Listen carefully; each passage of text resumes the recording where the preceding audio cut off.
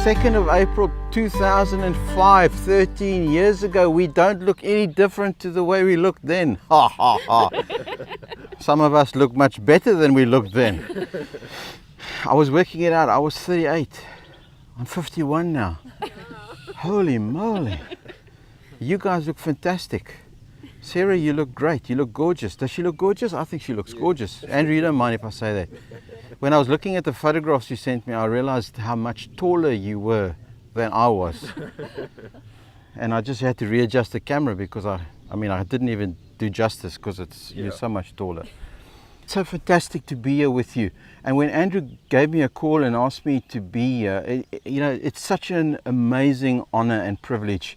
Not only to have been here the first time 13 years ago, to stand here or stand there, just over there by that oak tree over there, to have married you, to have shared words with you guys, to have celebrated your love, your friendship and the story that you had then, but to stand here today, not to renew your vows, but rather to recommit yourselves to each other. And I know there were so many wonderful people there on that day that are not here today.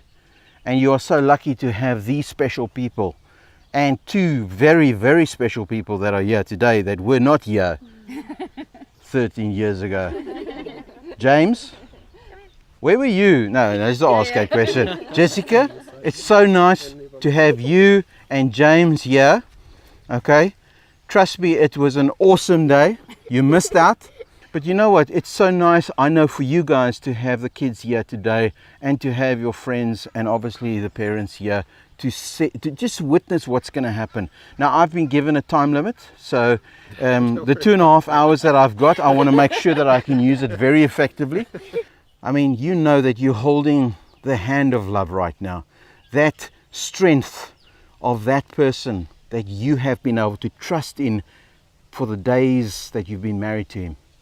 That days that you've needed that strength, that person that you've had to look up to, that person that you've had to rely on, that person that you've had to care for when he's needed you.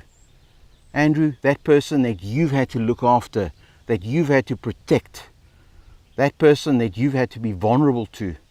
That's the feeling of love that you have for each other. Please don't allow that to fade away. You guys are so incredibly lucky to have these two people as your parents. I hope you realize how lucky you are. Do you realize how lucky you are? No, really, do you know how lucky you are? You know, I've got an iPad. That's probably the biggest difference about then and now. Then it was paper, okay? A lot of trees are saying thank you. But I could go onto Google right now and I could search for Andrew and Sarah's story. And you know what, it's going to come back and it's going to give me a big fat 0 results. Because although Google's got everything, it has no results for your story. Because you're the only two that's lived your story. As much as your friends, your family know parts of your story, they don't know your story. Your children don't know your story. You know, they know parts of your story because obviously you've enlightened them to certain parts of your story. And it's going to be fantastic as they get older, you'll be able to share more and more of that story with them. But you are the only two that know your story.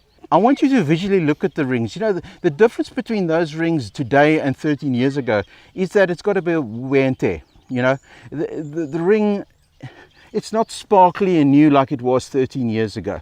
You know, that ring I'm sure that you've had on your fingers for 13 years. I don't know about you, but I often twist and turn, and, you know, just like the twists and turns of life, you know, sometimes you've banged and you've knocked your rings.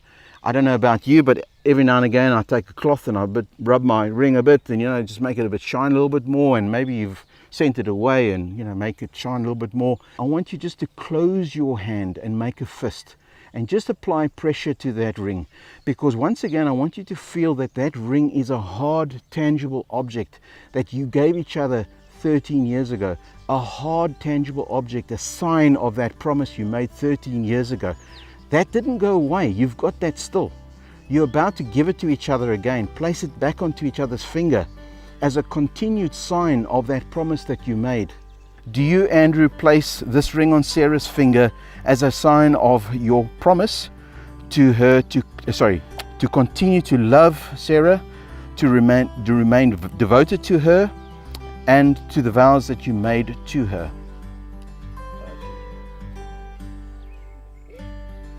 Do you, Sarah, place this ring on Andrew's finger as a sign of your promise to continue to love him, to remain devoted to him, and to the vows that you made to him?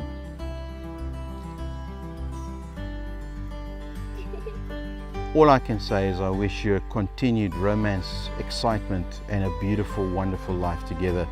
Every dream that you have for yourselves, we hope and we continue to hope that it'll come true for you, not once, but over and over again throughout your entire lifespan together.